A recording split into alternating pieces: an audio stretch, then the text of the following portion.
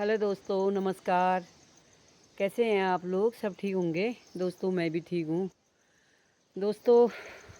आजकल गांव में ना, हमारे गांव ग्रामीण इलाके में काफ़ी हलचल है, काफ़ी चहल पहल है। क्यों है ये तो आपको भी पता ही होगा, क्योंकि पंचायती चुनाव नज़दीक आ गए हैं। देखो, गांव में बड़े बड़े लोग, नेता आने लग गए हैं। जहाँ तहाँ हाथ पकने लग गया है, और मुर्गियाँ, मीट, दारू की पेटियाँ आने लग गई हैं। देखो दोस्तों, ये देश ना हमारा कहाँ जा रहा है, किधर को जा रहा है, ये कभी सोचा आपने? ये बड़े बड़े लोग जो है ना, अपनी कुर्सी के लिए गरीब जनता को ऐसे बहलाते हैं, फुसलाते हैं, और 500 रुपये में एक दारू की गिलास में और एक चावल भात में इन लोगों को खरीदते हैं। तो जनता, ये जनता भी हमारी, ये गरीब जनता ना, ये भोली वाली जनता, कब इसमें क्या कहते हैं जागृति आएगी? और क्या कहते हैं, मैं भोली भाली इस जनता से कहना चाहती हूँ दोस्तों, आपका जो ये मत है ना, अमूल्य है। इस मत का ऐसे दुरुपयोग मत करो। ये नेता आने वाले, ऐसे नेता 5 साल तक क्यों नहीं आते हैं बरकरार? जब लोगों को परेशानी होती है, भूखे रहते हैं, लोगों के पास खाने के लिए नहीं होता है, तो उस समय भी आए ना ये लोग। जब उनको कोई परेशानी आ जाती है, उनके घर में कोई बीमार पड़ जाता है, हॉस्पिटल के बिना इलाज के मर जाते हैं, उस समय ये नेता लोग कहाँ होते हैं? उसमें क्यों नहीं आते हैं? जनता के पीछे खड़े क्यों नहीं रहते हैं ये लोग? हैं, क्यों रहेंगे? उनको पता है ये जनता बेवकूफ़ है, ये 2 पैसे में बिकती है। तो 5 साल में वो पैसा कमाते हैं अंडे संडे, और फिर 5 साल में 1 महीने आके लोगों को बांटते हैं, लोगों को डराते हैं, धमकाते हैं। मैं तो जनता से कहना चाहती हूँ, डरने की ज़रूरत नहीं है। किसी को भी कोई किसी का नहीं खाता है। तुम्हारा अपना मत है, और क्या कहते हैं, तुम जिसको देना चाहते हो दे सकते हो, और योग्य कैंडिडेट को ढूंढो। हमें पार्टी से कोई मतलब नहीं है। कोई भी पार्टी हो, पार्टी हमको क्या दे रही है?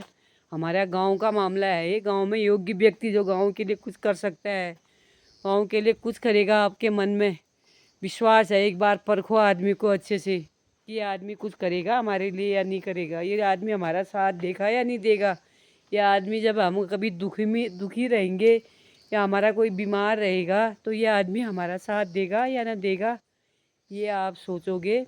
सोचना अपने मन में, तब उसके बाद किसी के बहकावे में आने की ज़रूरत नहीं है। पैसा वैसा देते हैं, फालतू दे रहे हैं, फालतू कमा रखा है इन्होंने, तो अपनी जेब में रखो, थोड़ा सामान आ जाएगा खाने के लिए। तो दोस्तों, मैं आप लोगों से यही कहती हूँ, ये 5 साल का समय होता है ना, 5 साल के बाद फिर हमको ही गरीबी में रहना पड़ता है। इसलिए सोच समझ के मतदान करो। अरे गांव है, गांव में क्या कहते हैं, हमारा छोटा सा गांव है, होना तो एक ही को प्रधान है ना। तो गांव में अगर लोगों में अच्छी बुद्धि होगी, सद्बुद्धि के गांव के लोग अच्छे प्रेमी लोग होंगे, तो निर्विरोध किसी न किसी एक व्यक्ति को प्रधान बनाएंगे। वो बारी बारी भी बना सकते हैं। गांव में कितने जाति के लोग रहते हैं, तो अगर लोगों में तमीज़ होगी, तो लोग कहेंगे भाई आज इस बार हमारे वो से बन जाएगा, अगली बार तुम्हारे उसमें, उससे अगली बार दूसरी जाति में, उसके अगली बार क्या कहते हैं आरक्षण वाले उसमें, सभी का ऐसे समय से हो जाए, तो गांव तरक्की करेगा। गांव में कभी भी बदहाली नहीं होगी, खुशहाली रहेगी। लोगों के बीच में इतना भेदभाव मत नहीं रहेगा। और कैंडिडेट होते हैं 2 या 3 या 4, जनता के लिए मुसीबत खड़ी हो जाती है, वो किसको दे किसको न दे। फिर इसमें चलता है जिसकी लाठी उसका भैंस। जो शक्तिशाली होता है, जिसने अंदर से पैसे कमाए रहते हैं, वो जनता को डराता भी है, गुमराह भी करता है, और तेरा ये करूँगा वो करूँगा, और उससे वोट ले लेता है, और जो योग्य व्यक्ति है वो पीछे रह जाता है। तो जनता से मेरा अनुरोध है, चुनाव तो टल गए हैं, लेकिन कल परसों हाई कोर्ट स्टे लगा रखा है, वो हट जाएगा तो चुनाव तो होने ही है ना। तो जनता से मेरा अनुरोध है कि आप सोच समझ के अपना कैंडिडेट चुनें। सोचें कि ये व्यक्ति, सब व्यक्ति को बीच में रख के आप सोचें उसको कि ये व्यक्ति कुछ कर पाएगा या नहीं करेगा हमारे गांव के लिए। तो दोस्तों, गांव की भलाई के लिए सोचने वाले कोई थोड़े ही लोग होते हैं। कोई लोग अपना ही भला सोचते हैं। गांव का विकास कैसा होता है, देश के विकास कैसा होता है, परिवार का, सबसे पहले तो परिवार होता है, फिर गांव होता है, फिर उसके ज़िला ब्लॉक आता है, फिर देश होता है। हम सभी को गांव में एकजुट होकर रहना चाहिए, प्रेम से रहना चाहिए, भेदभाव को भुला के रहना चाहिए।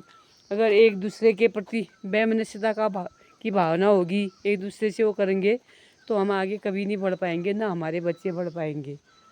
तो प्रेम से रहना चाहिए, सभी को समझौता करके। और ये दायित्व जो होता है, जो पुराने प्रतिनिधि हैं, प्रधान हैं, उनको क्या कहते हैं, अपने कार्यकाल के अंत में एक सभा बिठानी चाहिए और लोगों से पूछना चाहिए कि आप क्या चाहते हो, क्या किसी व्यक्ति को निर्विरोध बनाएं या आप चुनाव करना चाहते हो। ये बहुत सारी जिम्मेदारियां होती है। केवल एक काम आ गया, बकरी शेड आ गया या ये दीवार बना दी, यही थोड़ी होता है। गांव के प्रतिनिधि की बहुत बड़ी जिम्मेदारी होती है। तो आराम से चुनाव करो, आराम से अपने मतदान का प्रयोग करो, बिना किसी से डरे और बिना उसके अपनी सूझबूझ से अपने मत का प्रयोग।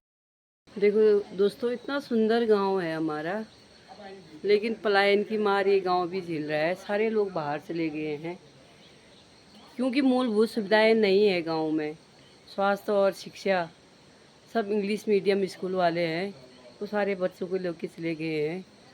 तो मेरा इन लोगों से अनुरोध है, जो भी है हमारे गांव के ग्रामीण लोग हैं, जो ये नेता लोग आते हैं, उनसे बोलना है कि हमें मूलभूत सुविधाएं कब उपलब्ध कराओगे आप। वोट के लिए हमारा इस्तेमाल करते हो, तो हमारे गांव में शिक्षा और स्वास्थ्य की सुविधाएं कब आप दोगे। देखो सुनसान हो रहा है, इतना अच्छा गांव है, खेती पाती फल फ्रूट हर चीज़ की सुविधा है गांव में, पानी, लेकिन शिक्षा के लिए लोग अपने बच्चों को लेके जा रहे हैं। स्वास्थ्य की सुविधा नहीं है, एक छोटे से इलाज के लिए भी हल्द्वानी बरेली देहरादून इधर जाना पड़ता है। अगर थोड़ी भी स्वास्थ्य की कोई अच्छी सुविधा होती तो लोग इतना पलायन नहीं करते। तो सबसे पहले यही पूछना है, सभी लोगों से मेरा अनुरोध है, ये पूछो नेता लोग आते हैं तो हमारे गांव में शिक्षा और स्वास्थ्य की सुविधा कब दोगे आप। अगर हर गांव में एक इंग्लिश मीडियम सरकार की तरफ से खोल दिया जाता तो लोग ऐसे अपने बच्चों के लेके थोड़ी भागते, फिर क्या बहाना करते। फिर अभी तो बोलते हैं बच्चों को पढ़ाना है इसलिए जा रहे हैं, जब स्कूल हो जाते हैं तो उसके बाद कौन सा बहाना होता है, ये देखना है। बस मेरा यही है आपसे विनती दोस्तों। फिर मैं अपना ब्लॉग यहीं पर समाप्त करती हूँ, फिर मिलूँगी आपको एक नए ब्लॉग के साथ, नई बातों के साथ। Bye bye.